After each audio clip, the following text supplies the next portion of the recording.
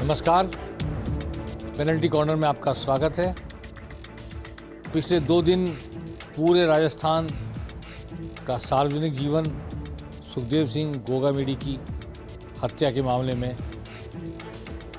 जनता का गुस्सा, विरोध और तमाम बातें, पुलिस की दौड़ भाग, इसकी चर्चाओं में बीता। इसलिए हमने राजनीतिक गतिविधियों की चर्चा करना उचित नहीं समझा। अब आज सुखदेव सिंह गोगामेडी की अंत्येष्टि हो गई है। पुलिस हत्यारों को ढूंढ रही है और फिर से हम राजनीति पर आते हैं। दिल्ली में आज गहमा गहमी रही। वसुंधरा राजे कल दिल्ली पहुंच गई थी रात को और संसद चल रही है। अमित शाह, जेपी नड्डा और प्रधानमंत्री मोदी, इनके बीच मेल मुलाकातों का सिलसिला जारी रहा आज। और अमित शाह के पास खास तौर पर महंत बालकनाथ मिलने गए, फिर वो ओम माथुर के पास भी मिलने गए। महंत बालकनाथ का नाम बहुत ही जोर शोर से लिया जा रहा है मुख्यमंत्री पद के लिए। आज शाम को योगी आदित्यनाथ भी लखनऊ से दिल्ली पहुंच गए। उन्होंने प्रधानमंत्री से मुलाकात की है। अब क्या उस मुलाकात में उत्तर प्रदेश से इतर जाकर राजस्थान को लेकर कोई बात की गई है, ये भी पता नहीं चल पाया है। पर ये बता दें कि महंत बालकनाथ का नॉमिनेशन फाइल कराने के लिए योगी आदित्यनाथ खुद चलकर आए थे और एक मुख्यमंत्री ने एक सांसद का विधायकी के लिए नॉमिनेशन फाइल कराया था। इसलिए प्रधानमंत्री से योगी आदित्यनाथ की मुलाकात में इस पर चर्चा हो सकती है, हुई होगी, ऐसा अनुमान लगाया जा रहा है। जब हम पेनल्टी कॉर्नर में आपसे चर्चा कर रहे हैं तब वसुंधरा राजे, राष्ट्रीय उपाध्यक्ष, झालरापाटन की विधायक, 2 बार की पूर्व मुख्यमंत्री, इस वक्त जेपी नड्डा के आवास पर राष्ट्रीय अध्यक्ष जेपी नड्डा से बातचीत कर रही हैं। इस मुलाकात का सबब क्या होगा कोई नहीं जानता। दुष्यंत सिंह, उनके बेटे, आगे आगे चल रहे हैं। वो उनके साथ हैं, जो सांसद हैं झालावाड़ के। और दुष्यंत सिंह और वसुंधरा राजे ने दिन में समय मांगा था, क्योंकि पार्लियामेंट चल रही थी। जेपी नड्डा काफ़ी व्यस्त थे वहाँ पे। शाम को अब उनको बुलाया गया है। अब जेपी नड्डा से वसुंधरा राजे की राजस्थान की राजनीति को लेकर मुलाकात हो रही है। वसुंधरा राजे प्रधानमंत्री से मिलना चाहती हैं और क्या सिलसिला होता है आगे बातचीत का, अभी कहना मुश्किल है। क्योंकि कल से आज तक सोशल मीडिया पर कोई तो फर्जी चीफ मिनिस्टर बना रहा है, कोई किसी को दो उप मुख्यमंत्री नाम घोषित कर रहा है, किरोड़लाल मीणा, बालकनाथ, ओम माथुर मुख्यमंत्री, कोई कुछ। किसी ने आज चला दी कि रेल मंत्री अश्विनी वैष्णव मुख्यमंत्री होंगे, तय हो गया है। तय अभी तक कुछ नहीं है, और अगर कुछ तय है तो 2 ही व्यक्ति जानते हैं हमारी समझ में, खुद प्रधानमंत्री नरेंद्र मोदी और गृह मंत्री अमित शाह। जेपी नड्डा को भी अगर उन्होंने कन्वे कर दिया होगा, और वो कन्वे इसलिए किया होगा कि वसुंधरा राजे को कन्वे करना है, या जो बनने वाला मुख्यमंत्री, चाहे वसुंधरा है चाहे कोई और है, उनको कन्वे करना है, तो जेपी नड्डा को पता होगा। वरना हमारा अनुमान ये है कि वो 2 व्यक्ति ही जानते हैं, जो रणनीतिकार हैं, जो सारी राजनीतिक संरचना करते हैं बीजेपी की तरफ से और देश की राजनीति की संरचना कर रहे हैं। इसलिए अभी पत्ते खुले नहीं हैं और कयासबाजी का दौर जारी है। सीपी जोशी आज जयपुर से दिल्ली रवाना होंगे। सीपी जोशी इसलिए जा रहे हैं कि प्रदेश अध्यक्ष तो हैं ही, सलाह मशवरा भी उनसे हो सकता है, लेकिन कल संसद के अधिवेशन में बीजेपी का व्हिप जारी किया, वो सांसद हैं चित्तौड़गढ़ से, इसलिए ड्यू कोर्स में उनको जाना जरूरी था। वो आज रवाना हो गए।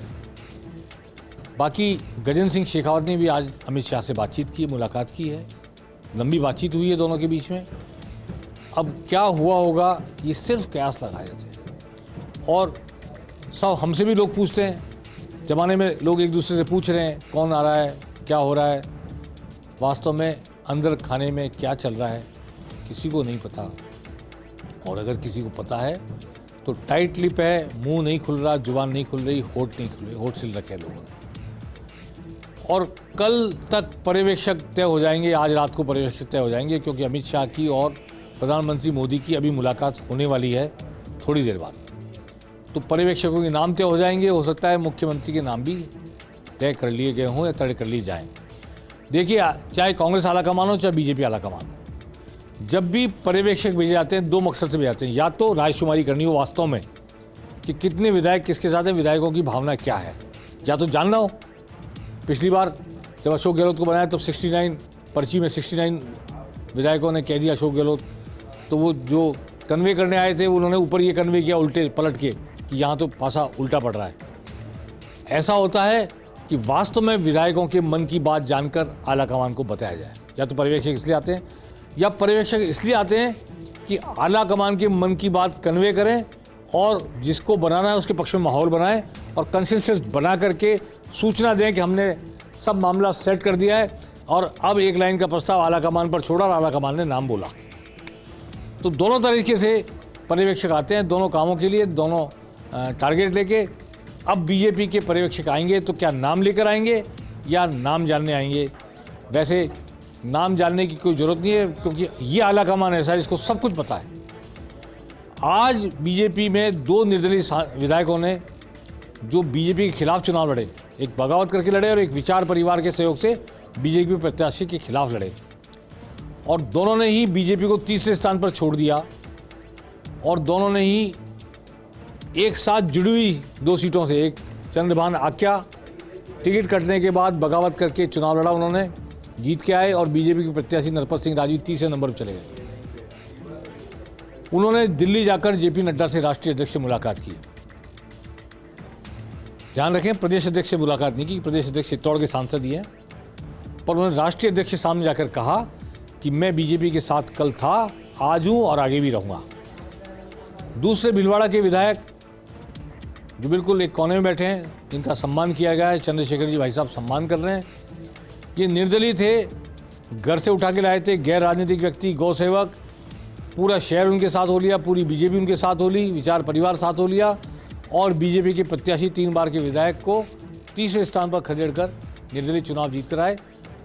उन्होंने भी जयपुर प्रदेश कार्यालय आकर प्रदेशाध्यक्ष सीपी जोशी के साथ और चंद्रशेखर जी भाई साहब अरुण सिंह जी के साथ कल आकर मुलाकात की और कहा कि हम इस विचार परिवार के सदस्य हैं, भाजपा का साथ देते रहेंगे और निर्दलीय होने के बावजूद भी जो उनकी वैचारिक मानसिकता है उसके तहत उन्होंने पार्टी के साथ अपना समर्थन व्यक्त कर दिया। इसमें उनके साथ लक्ष्मी नारायण डाट जो पूर्व यूआईटी चेयरमैन, पूर्व नगर परिषद सभापति, जिन्होंने पूर्व जिलाध्यक्ष होते पार्टी का खुलकर साथ दिया था, अशोक कोठारी का, वो भी साथ आए, वो भी बीजेपी कार्यालय में रहे। हालांकि बीजेपी से इस वक्त उनका निष्कासन है, अब उनका वापसी होती है नहीं होती है वक्त बताएगा। जब अशोक कोठारी आ गए हैं और लोकसभा चुनाव सामने है तो मैं समझता हूँ उनकी और एलएल तेली दोनों की वापसी बीजेपी में होनी ही चाहिए, ऐसा मेरा अनुमान है।